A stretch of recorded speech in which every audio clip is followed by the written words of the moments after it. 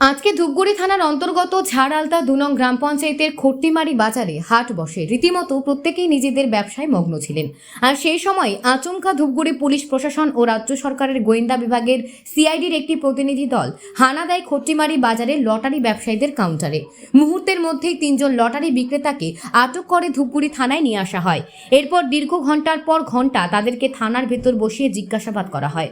প্রশাসন সূত্রে খবর, মূলত অবৈধ লটারি বিক্রির অভিযোগেই তাদেরকে আটক করে নিয়ে আসা হয়।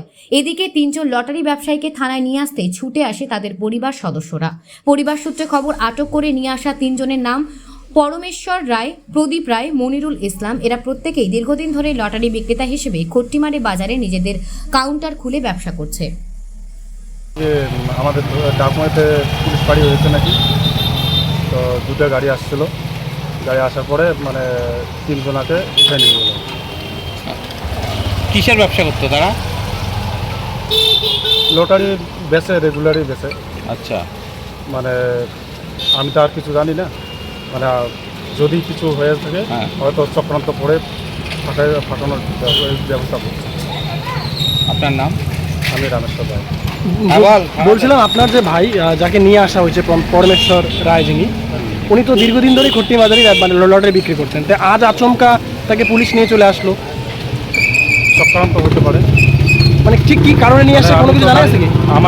আমি জিজ্ঞাসা করলাম হ্যাঁ, ওই পুলিশ স্যারকে, স্যারকে। হ্যাঁ, তো বললো যে ওদের কিছু হবে না, ওদের শুধু জাস্ট ওই জাল বেরোইছে আর লটারিতে প্রাইজ হচ্ছে না, এর জন্য আর কি ওই অভিযোগে ওদেরকে তুলে নিয়ে আসছে।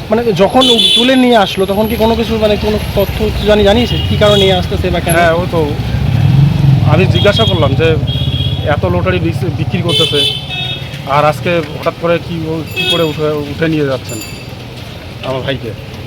তো ওরা বলছে যে একটা অভিযোগ পেয়েছি, অভিযোগের কারণে আমরা উঠে নিয়ে যাচ্ছি। কি ওখানে সিআইডি গেছিল? সিআইডি, হ্যাঁ সিআইডি গেছিল।